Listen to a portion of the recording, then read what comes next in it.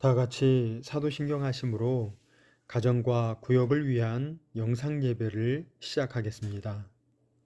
나는 전능하신 아버지 하나님 천재 창조주를 믿습니다. 나는 그의 유일하신 아들 우리 주 예수 그리스도를 믿습니다. 그는 성령으로 잉태되어 동정녀 마리아에게서 나시고 본디오 빌라도에게 고난을 받아 십자가에 못 박혀 죽으시고 장사된 지 사흘 만에 죽은 자 가운데서 다시 살아나셨으며 하늘에 오르시어 전능하신 아버지 하나님 우편에 앉아 계시다가 거기로부터 살아있는 자와 죽은 자를 심판하러 오십니다. 나는 성령을 믿으며 거룩한 공교회와 성도의 교제와 죄를 용서받는 것과 몸의 부활과 영생을 믿습니다. 아멘. 찬송가 490장을 다 함께 부르시겠습니다.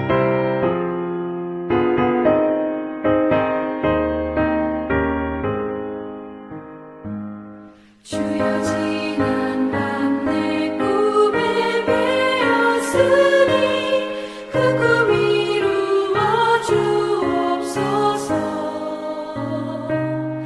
밤과 아침에 계시로 보여주소. 항상 은혜를 주옵소서. 나의 놀라운 꿈 청량함이 있기는 장차 그 은혜 받을 편하리오니. 나의 놀라운 꿈 청량 이루어져 주님 얼굴을 배우리라.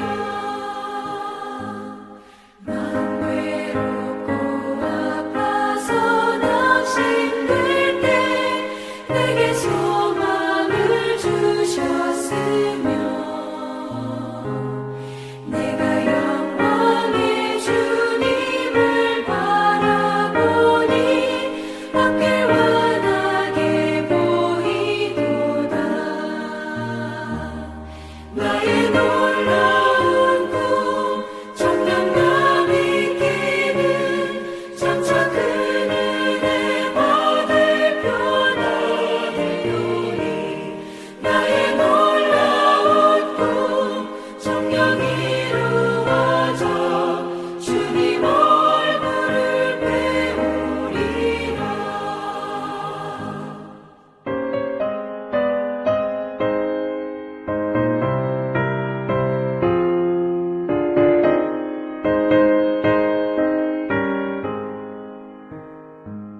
세상 풍조는 나날이 변하여도 나는 내 믿음 지키리니. 인생 살다가 죽음이 꿈 같으나 오직 내 꿈은 참되리라. 나의 놀라운 꿈 청량감 있기는 장차 그 은혜 받을 편하리오니. 나의 놀라운 꿈 청량 이루어져 주님 얼굴을 배우리라.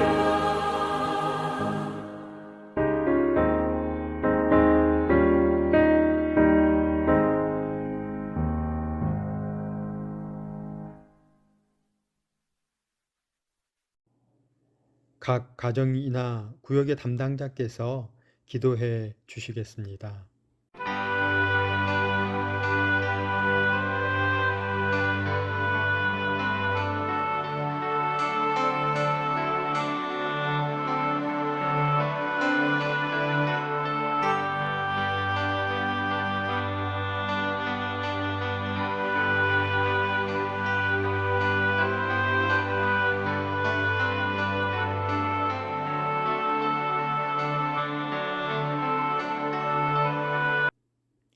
오늘 본문은 다니엘 2장 25절에서 35절의 말씀입니다.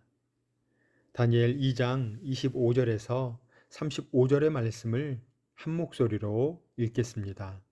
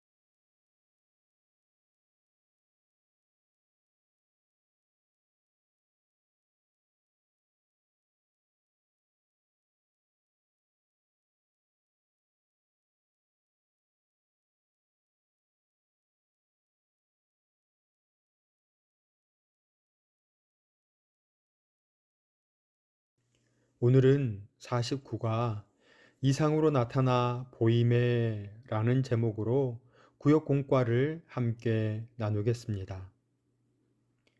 느부갓네살 왕이 바벨론을 통치한 지 2년이 되던 어느 날, 그는 꿈을 꾸고 마음이 번민하게 됩니다.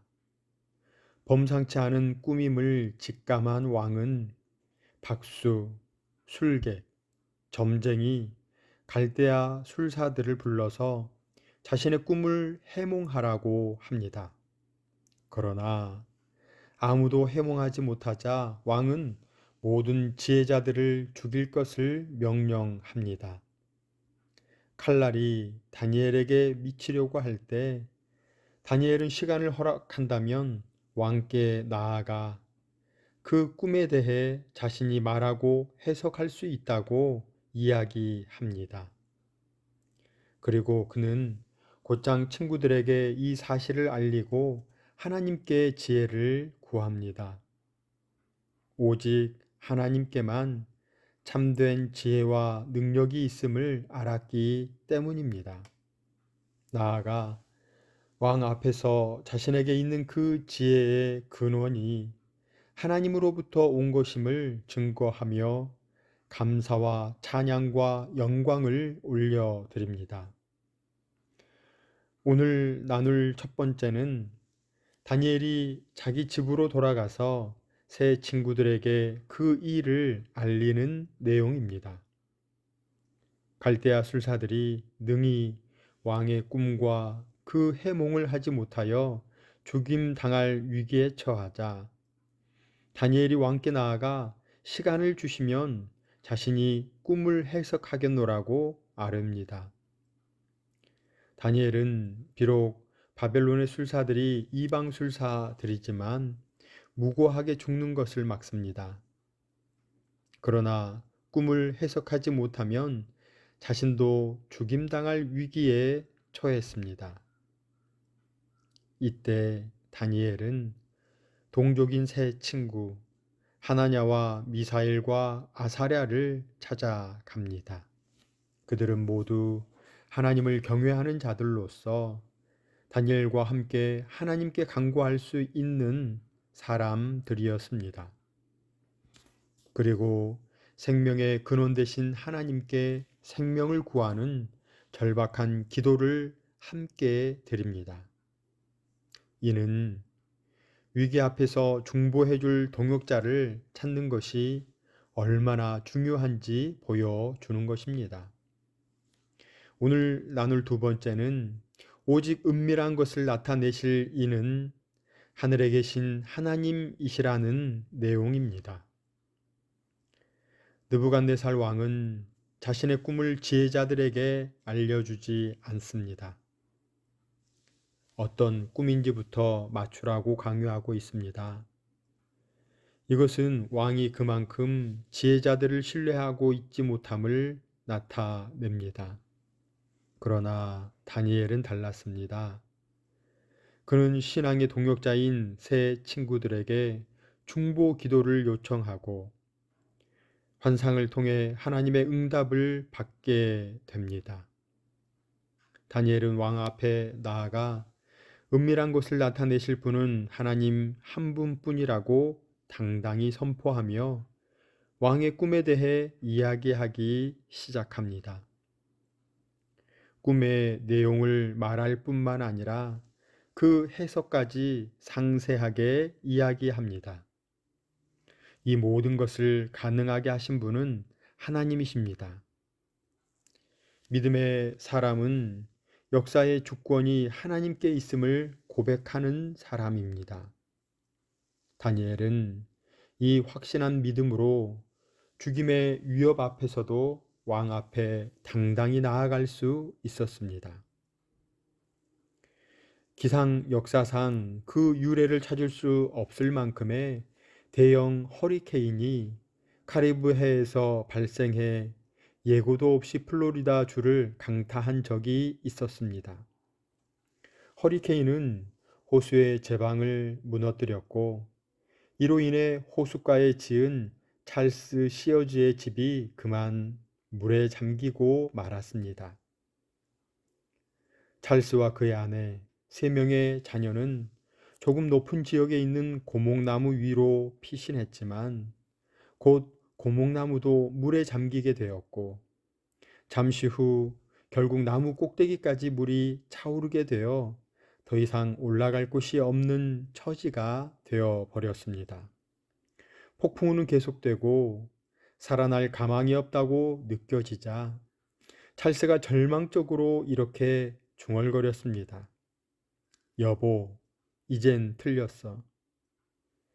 그 말은 단란했던 5 식구의 종말을 의미하는 것이었습니다. 그때 찰스의 아내는 죽음 앞에서 두려움에 떨고 있는 사람들을 구하기 위해 이 땅에 내려오신 예수님을 자신이 잊고 있었음을 깨달았습니다. 그들은 목을 물 밖으로 내밀고 찬송을 부르기 시작했습니다. 너 근심 걱정 말아라. 주 너를 지키리. 주 날개 밑에 거하라. 주 너를 지키리. 늘 지켜 주시리. 그 순간 그들은 자신들을 내려다보고 계시는 예수님을 느낄 수 있었고 그들은 호숫가에 있었던 낡은 배 한 척이 그들을 향해서 떠내려오고 있음을 보게 되었습니다. 우리는 위기 앞에서 하나님의 도우심을 구하며 믿음의 성도들에게 중보 기도를 요청하고 있습니까?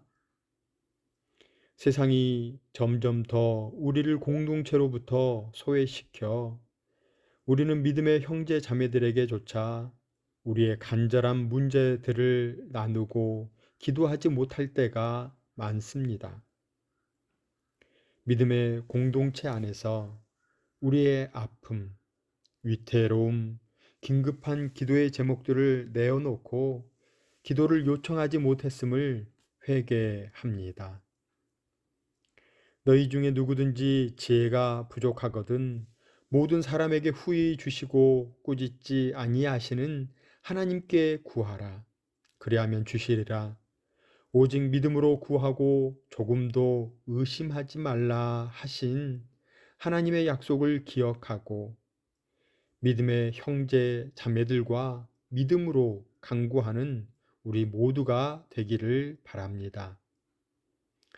하나님은 우리가 환난 중에 있을 때나 인생의 막다른 골목에서 헤매일 때, 지혜가 없어 답답해 할 때도 늘 함께 계심을 믿습니다.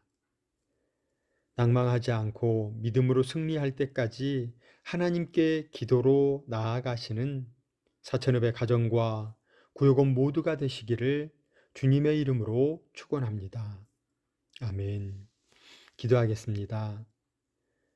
우리 삶의 주인이 되시는 하나님, 삶의 위기 속에서도 늘 기도하는 이에게 세상의 지혜가 아닌 하나님으로부터 나오는 생명줄 같은 길을 보여주실 줄 믿습니다. 다니엘에게 주신 믿음과 지혜를 오늘을 살아가는 사천읍의 모든 성도에게 있게 하옵소서. 예수님의 이름으로 기도드립니다. 아멘. 오늘도 구역원들과 기도의 제목을 나누시고 한 주간 구역원들을 위해 기도해 주시기 바랍니다. 이번 한 주간도 하나님이 주시는 지혜로 서로의 중보 기도자가 되시는 사천읍의 가정과 구역원 모두가 되시기를 간절히 소망합니다.